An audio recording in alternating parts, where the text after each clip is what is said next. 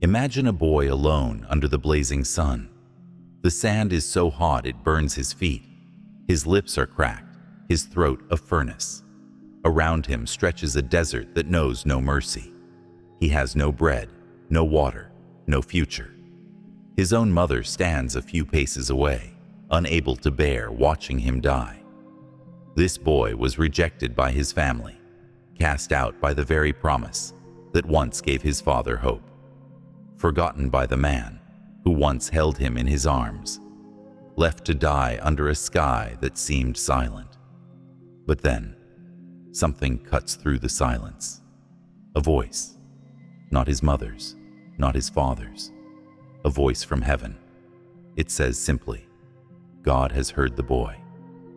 This moment, almost hidden among the ancient pages of Scripture, is one of the most mysterious, powerful acts of redemption ever recorded.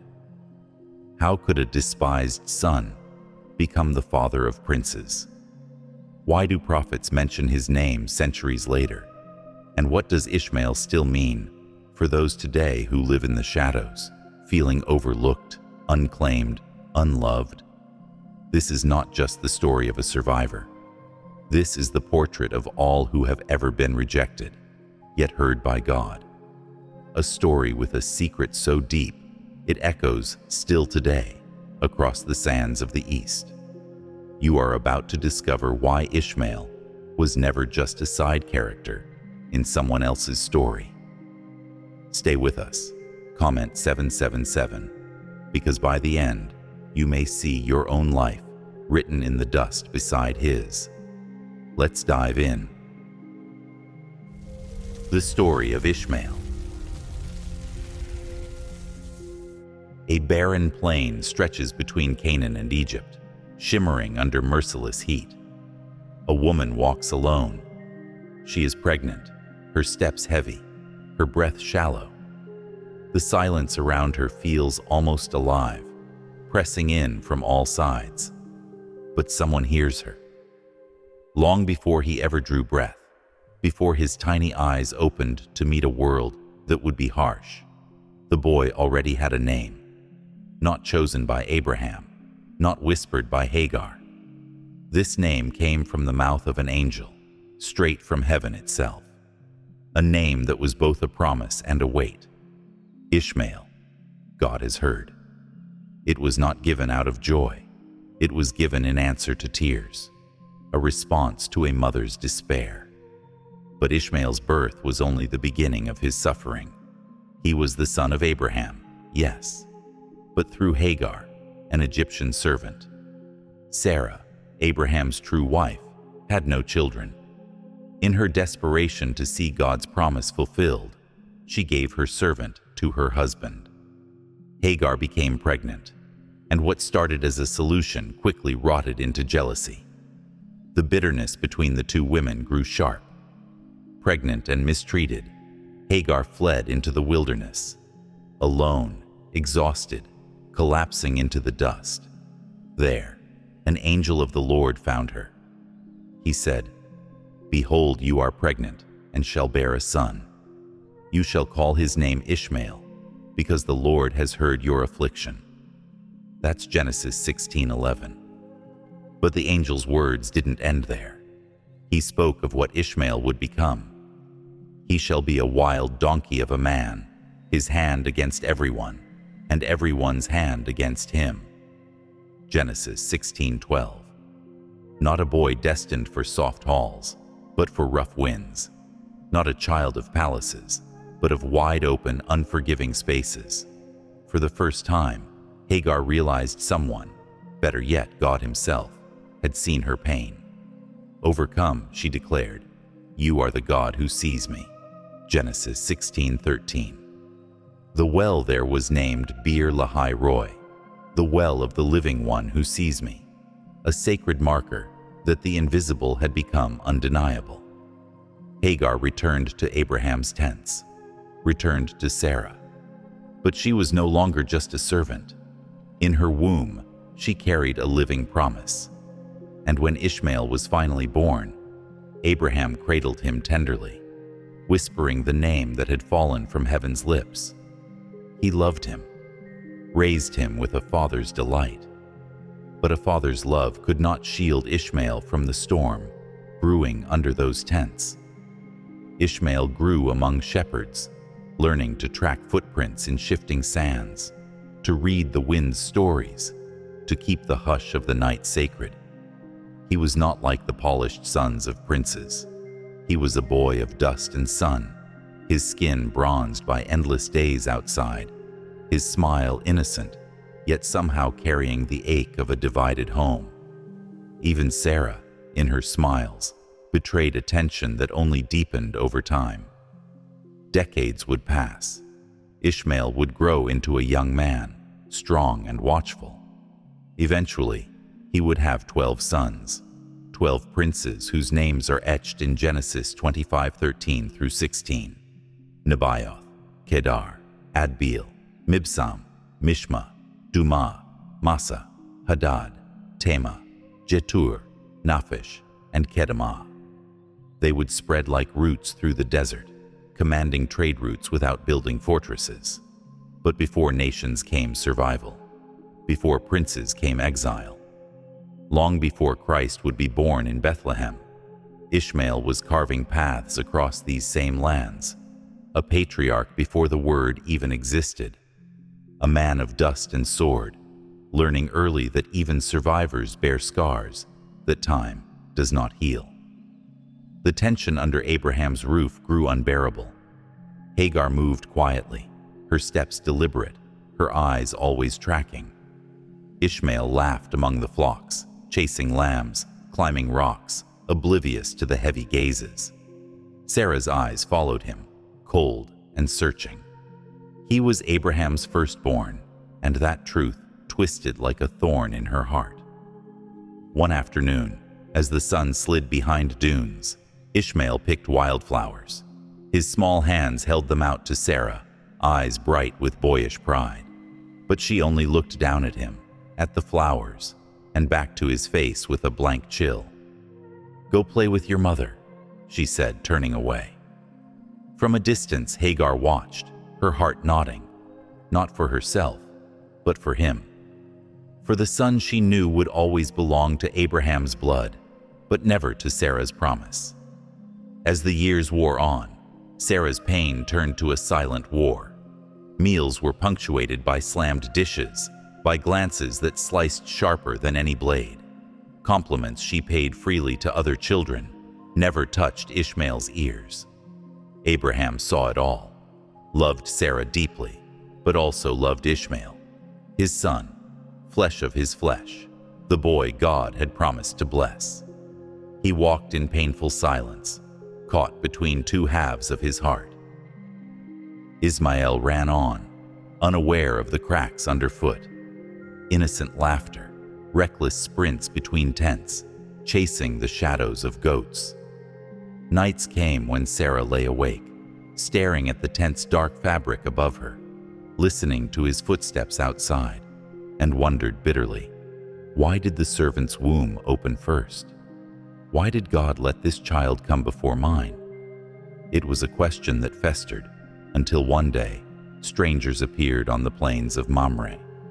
3 men, plain in dress, but with eyes that held eternity.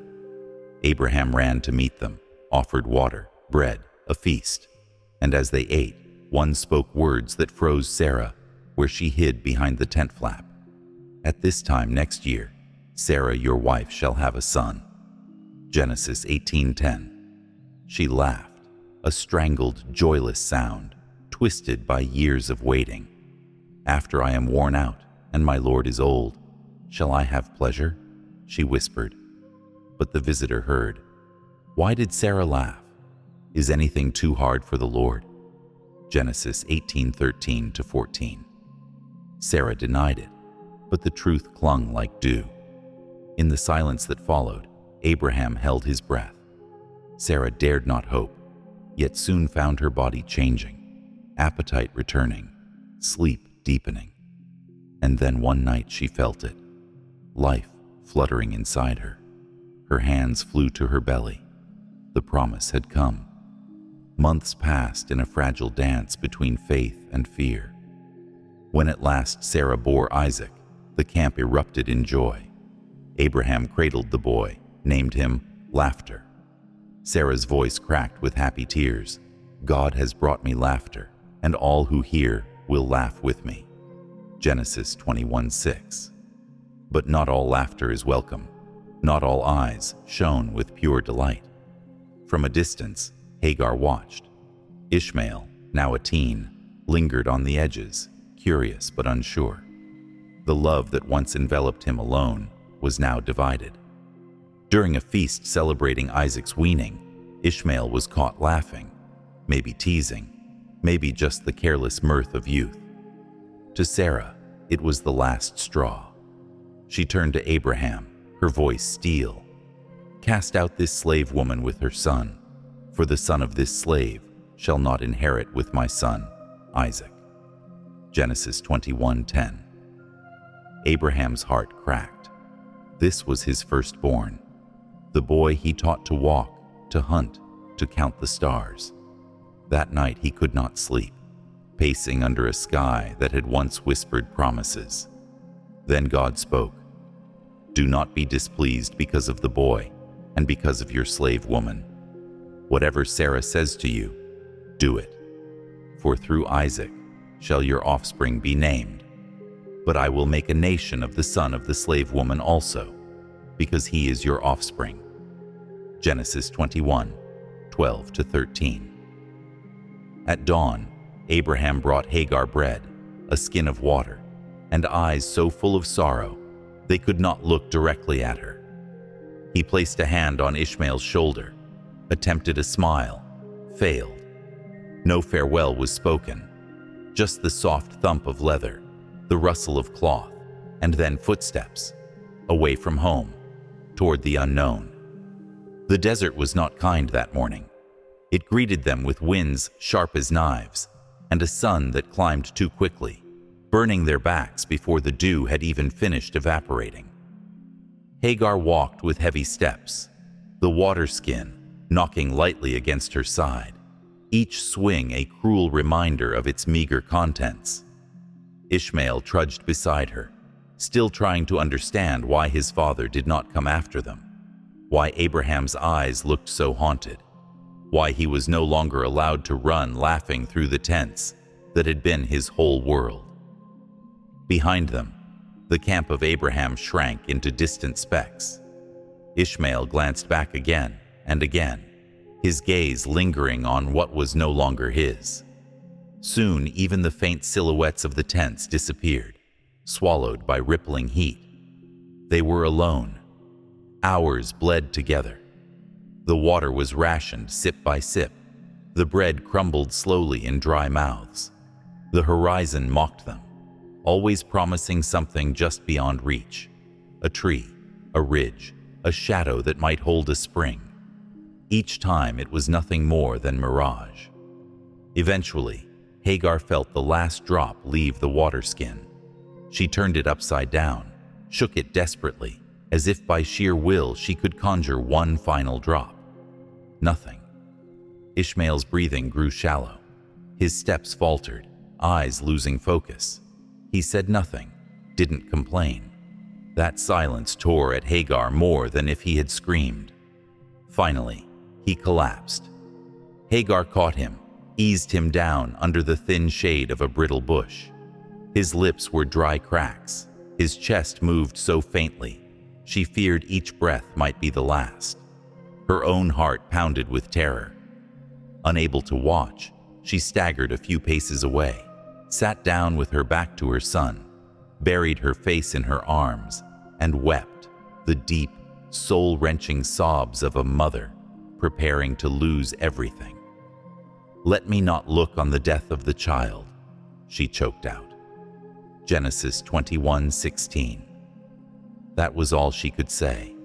There were no prayers left, no clever bargains with heaven, just a breaking heart. But while her sobs filled the still air, there was another sound, softer, almost not a sound at all, but a trembling deep in the throat of a boy, too weak to cry aloud. And heaven heard it. The Bible says God heard the voice of the boy, not the mother's wail, though he surely heard that too, but the faint whisper of a dying child. Then an angel called out from above, "What troubles you, Hagar? Fear not, for God has heard the voice of the boy where he is. Arise, lift up the boy, and hold him fast with your hand, for I will make him into a great nation." Genesis 21:17-18. Hagar's head snapped up. She blinked through tears and dust, heart pounding. Something shifted in the air, like a new breath had swept across the wasteland. She turned her head, and there it was. A well. Real, tangible, water glittering in the hollow of the earth. Not a hallucination, not a mirage born of despair. A well that had been there all along, waiting for eyes opened by divine mercy.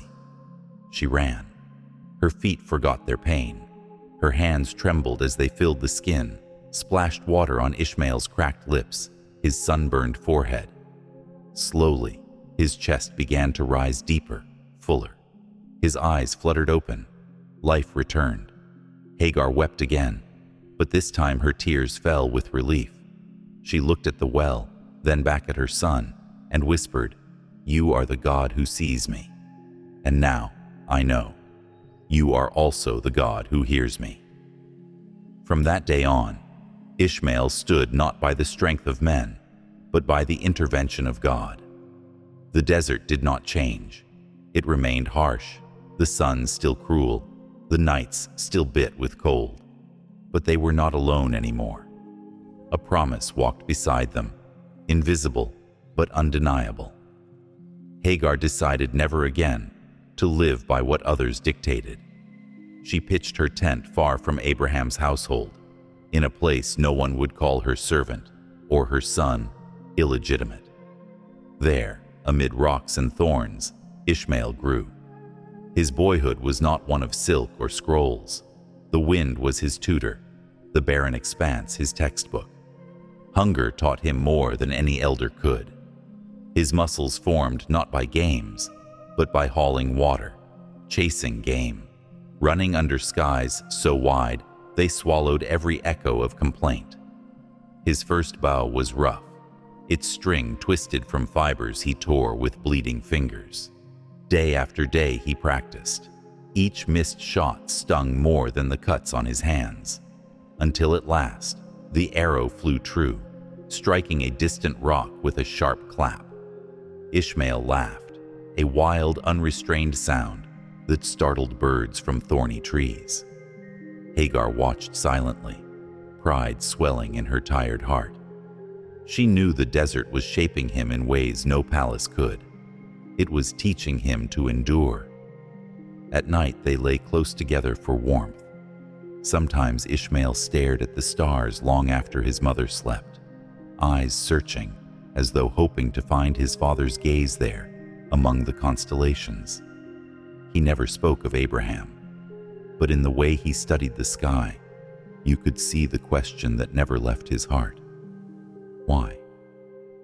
He was a young man when Hagar journeyed back to Egypt to find him a wife.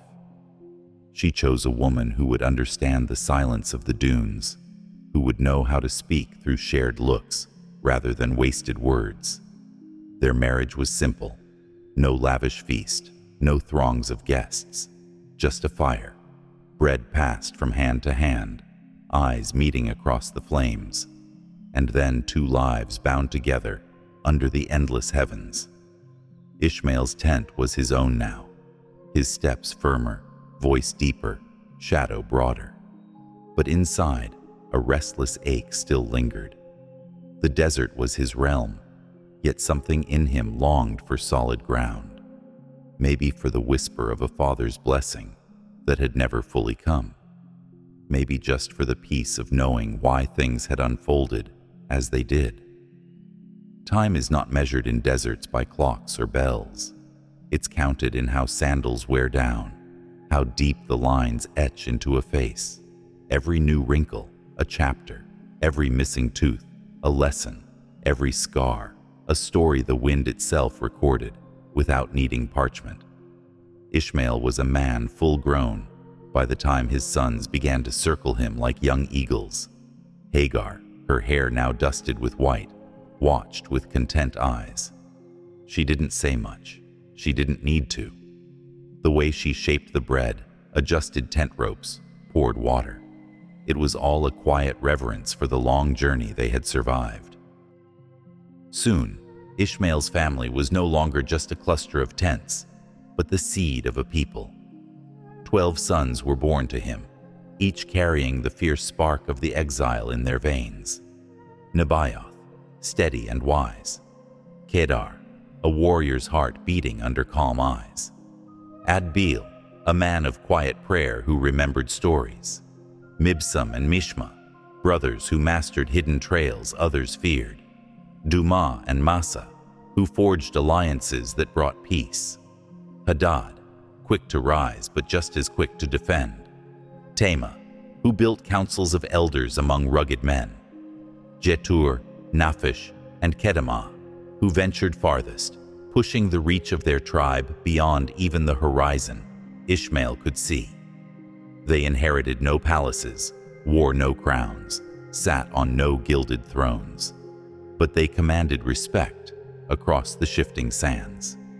Merchants traveling from Babylon to Egypt spoke in hushed tones of the sons of Ishmael. Caravans seeking safe passage offered gifts, and if anyone came with violence in mind, they learned swiftly that these people might have no walls, but they had an unbreakable will. Ishmael taught his children, as the desert had taught him, how to find water where others saw only dust, how to hunt by silence, not pursuit, how to stand your ground when threatened, and to retreat when wisdom demanded it. But above all, he taught them how to endure, how to let hardship shape you without letting it harden your heart. He never built an altar. No holy books bore his words. Yet his life became a living scripture, a testament that God does not forget those whom men cast aside.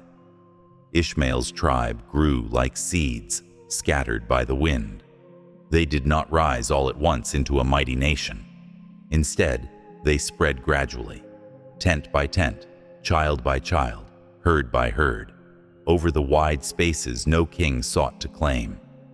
The land that had tried to kill Ishmael became the very cradle of his people. The desert, so empty to others, held everything they needed: freedom, silence, and sky, enough to dream without boundaries. In time, stories of the sons of Ishmael traveled further than any caravan. Traders told of their hospitality, how a man could arrive starved and be fed, weary and be sheltered. They spoke too of their fierce defense, how any who tried to seize their wells found themselves met by archers whose arrows struck from shadows and vanished again into shifting sands. There were whispers that Ishmael's sons could hear the earth breathe, feel danger in the soles of their feet before it ever appeared on the horizon. Among themselves, the clans of Ishmael developed their own quiet order. There were no written laws, no royal decrees, yet there was respect. Elders gathered by night under stretched hide awnings, spoke in measured tones, and decided matters with glances as much as words. Ishmael sat among them, not as a king above subjects, but as a father among sons, his presence alone enough to bind strong-willed men to a common course. Each of his 12 sons came into his own. Nebaioth's descendants guarded the caravan routes with wisdom that brought prosperity to every trader who passed in peace.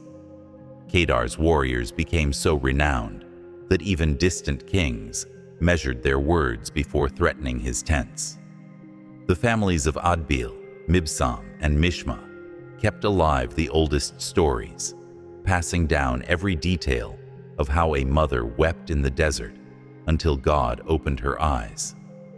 Duma's people built trade alliances stretching far to the north, while Massa's descendants moved eastward, forging ties with foreign merchants who brought silks and spices in return for safe passage.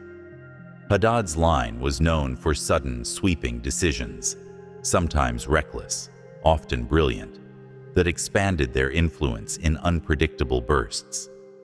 Tama's descendants formed councils of wise men, whose judgments carried weight across many valleys.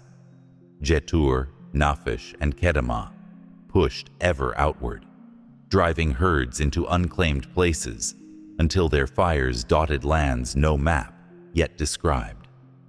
But always at the heart of it all stood Ishmael's legacy, the memory of a boy who should have died, whose cry in the desert was heard by heaven itself. The knowledge of that moment, when death seemed sure and yet a well was revealed, ran through their blood like a sacred truth. It reminded them they were a people not of chance, but of promise. A people God himself had lifted from the dust. Even as these clans multiplied and spread, Ishmael remained. His hair grew silver. His skin, once only sun-browned, became weathered like old leather, stretched too long under the elements. Yet there was a vitality still in his eyes. He walked among the tents each evening, his bow always slung across his shoulders. Not because he expected danger at every turn, but because that bow had become more than a weapon. It was part of him, the companion of his youth, the witness to his every trial and triumph. He taught his grandsons how to shape arrows, how to string a bow so that it sang under their fingers. When they missed their mark, he only smiled. When at last an arrow flew true, he would lay his hand on their shoulders and say nothing at all, his silence more powerful than praise. Sometimes at sunset, Ishmael would step outside his tent, nock an arrow, and let it fly high into the evening sky. It was a simple act, almost ritual. The younger men would watch with wide eyes. The elders nodded, understanding. That arrow was not aimed at prey. It was aimed at memory, at that space between earth and heaven, where Ishmael had once nearly perished, and where God had proven he saw and heard. Years stretched on. Ishmael saw sons become fathers, grandsons become men. Around his campfires, voices rose not only in laughter, but in recounting the days of old, stories of how their patriarch had once lain near death beneath a bush, how a mother had hidden her face because she could not bear to watch, and how out of that despair had come the promise that shaped all their lives. Other nations heard of them. Some called them nomads. Others derided them as mere wanderers without walls. But none could deny the influence of these desert people. Their caravans carried spices and frankincense from Sheba, gold from Ophir, rich purple dyes, and rare woods. Their flocks fed many cities that could not raise such animals themselves. Kings might scoff at their lack of fortresses, but they also signed treaties with them, paid tribute for safe passage, and sought their favor when war threatened vital trade. Centuries later, the prophets of Israel would still speak their names. Isaiah would write of Kedar's tents and Duma's valleys. Jeremiah would warn of judgments involving their descendants. Even the psalmists, singing of longings and griefs, would mention dwelling among the tents of Kedar, acknowledging these sons of Ishmael as an ever-present reality woven into the fate of nations. Yet for Ishmael himself, life remained profoundly personal. Every evening, when the camps quieted and the fires burned low, he would sit outside his tent and look up at the stars. Somewhere far to the north was Canaan, the land of Abraham. Somewhere there lived Isaac, the brother who had been cradled by the promise in ways Ishmael never was. And yet, beneath this same sky, Ishmael felt no envy, only a quiet peace that had taken many years to learn. He understood finally that God's blessings are not limited by human divisions, that the same Lord who named Isaac also named him, that his life, forged in hardship, was no lesser calling, but a different fulfillment of divine intention. In time, even Abraham's life drew to its close. News traveled slowly through distant encampments, passed from merchant to shepherd, until it reached Ishmael's ears. He said nothing at first, only nodded, rose, and prepared for a journey. He did not come with an army, nor with a show of riches, just himself and a few trusted kin. When he arrived in the hill country of Mamre, Isaac was already there. The two brothers stood across from each other in silence. No words, no embraces, yet no swords were drawn either. Between them lay a lifetime of separation, wounds that neither had the power to fully heal. But also between them stood the body of their father, wrapped in simple cloth, waiting to be placed beside Sarah in the cave of Machpelah. Together, they carried Abraham's body. Together, they lowered it into the earth. Two sons, one of promise, one of exile, united in the single task of honoring the man who had given them life. When the last stone was set, Ishmael did not linger.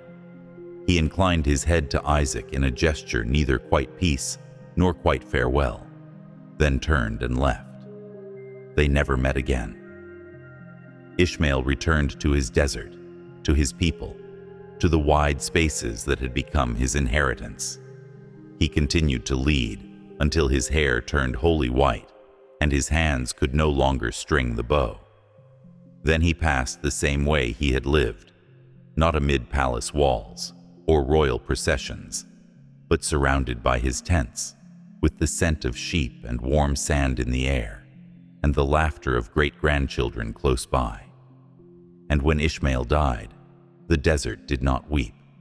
It simply kept his stories alive. Every grain of sand bore silent witness that a boy once lay dying beneath a bush, and that the cry of his small voice rose higher than the highest dunes, straight into the ear of God. And so it was that long after Ishmael's bones returned to dust, his name remained alive, carried on the breath of winds that swept across barren plains, etched into the memories of men who never met him, recited in the songs of nomads beneath countless star-laden nights. His sons became the lords of those endless sands. They did not build towering cities, did not carve statues from marble to immortalize their line. Instead, their monuments were living, flocks that dotted valleys like shifting constellations, caravans that wound like patient rivers across dry riverbeds, children's laughter that rose above the lowing of camels and the hush of tent flaps. Their families thrived by rules unwritten, but deeply honored: hospitality, courage, and a fierce protection of what was theirs. Generations passed. Traders from Tyre and Sidon, from Ur and Babylon, from far Carthage and Alexandria, came to know the tribes sprung from Ishmael. They knew them by the bright tents of Kedar, the cunning trade routes watched over by Mishma's kin, the water rights guarded by Duma's line. And always, there was respect, sometimes born of awe, sometimes of wary calculation, but respect all the same. In the scriptures of Israel, his descendants were never erased.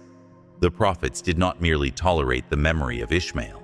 They spoke of his heirs as people destined by God to have a role in the unfolding of nations.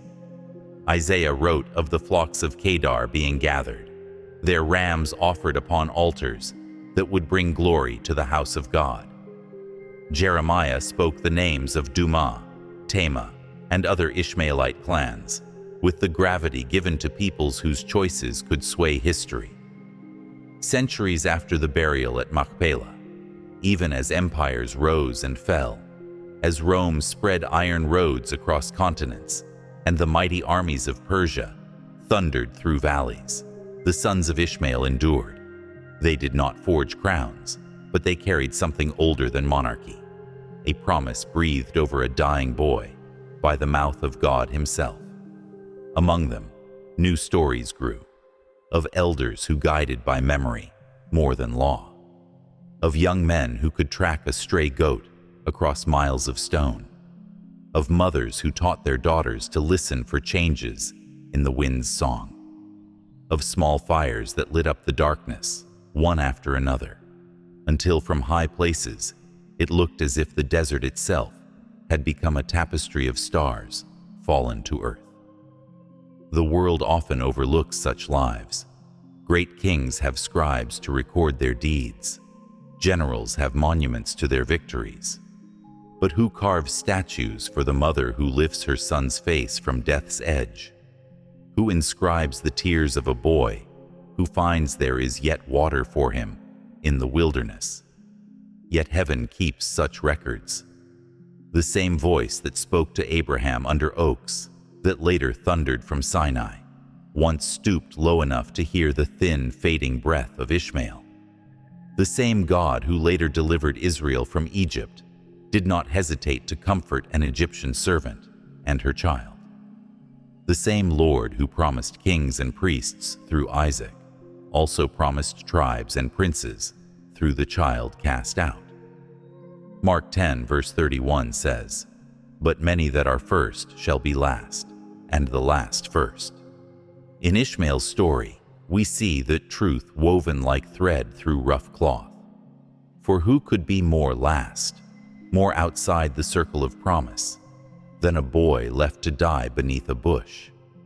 Yet God honored him, not because of human worthiness, but because divine love chooses whom it will. Long after Ishmael's burial, the memory of him traveled eastward, carried by tribes who counted their descent from him as sacred. They remembered that he had 12 sons, just as Israel would have 12 tribes, and they saw in their own camps a reflection of a divine pattern. Their genealogies were not written on parchment, but spoken aloud around fires, taught from father to son until they settled deeper than ink into the human heart. When the world changed again, when prophets arose who spoke of deserts blooming, of highways through wastelands, of God pouring water on thirsty ground, it was no accident that their words echoed so closely to Ishmael's experience. The same God who met Hagar and Ishmael in their desperation still whispered promises to generations who dwelt on the margins. And later still, when the children of Ishmael would trace their line to Mecca, when from among them would rise a prophet named Muhammad, they would see in Ishmael not just an ancestor, but a spiritual fountainhead. They would tell how Abraham brought Ishmael there, how together they raised foundations of a house dedicated to the one God, how their rituals of sacrifice and pilgrimage preserved ancient memories that even time could not erase. Thus, Ishmael's story is not confined to the Torah or to Genesis. It crosses into the Quran, where he is named among prophets, honored as faithful, celebrated as a willing son who accepted his father's knife because of trust in God. Every year, millions remember him during Eid al-Adha, the festival commemorating Abraham's willingness to sacrifice his son and God's merciful provision of a ram instead. In this way, Ishmael's legacy flows through Judaism, Christianity, and Islam alike, a living thread that binds faiths which otherwise so often stand divided.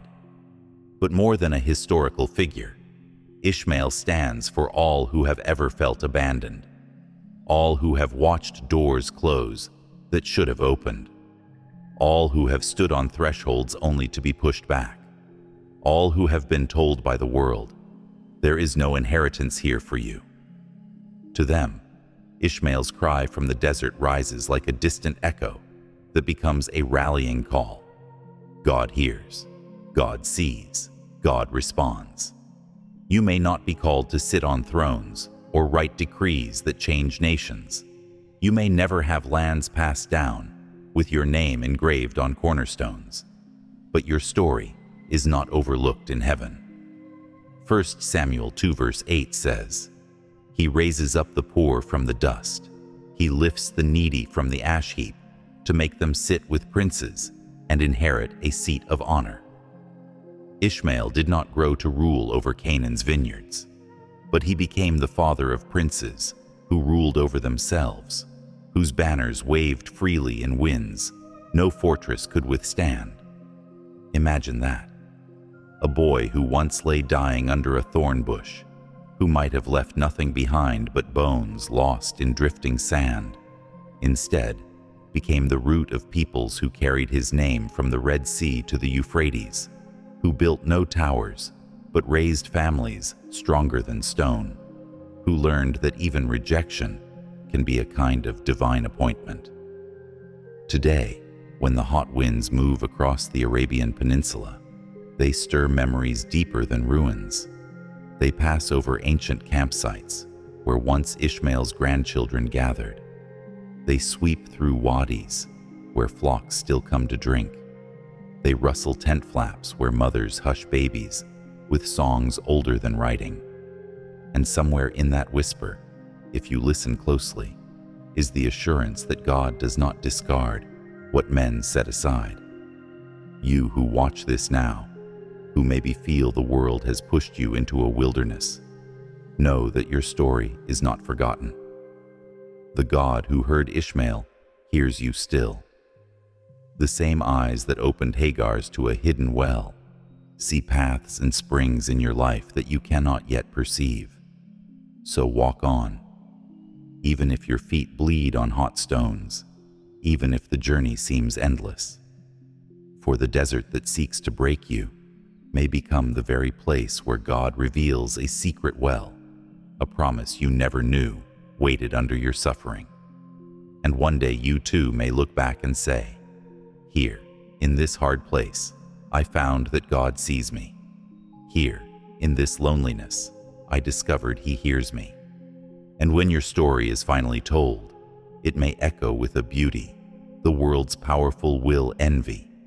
A story not of palaces, but of tents, not of thrones, but of hearts that learned to trust God, even when every outward sign seemed lost. For these are the stories heaven treasures most. These are the names written, not on scrolls that fade, but in the very heart of eternity. If this story moved you, there are more untold and powerful accounts from the Bible that we bring to life here.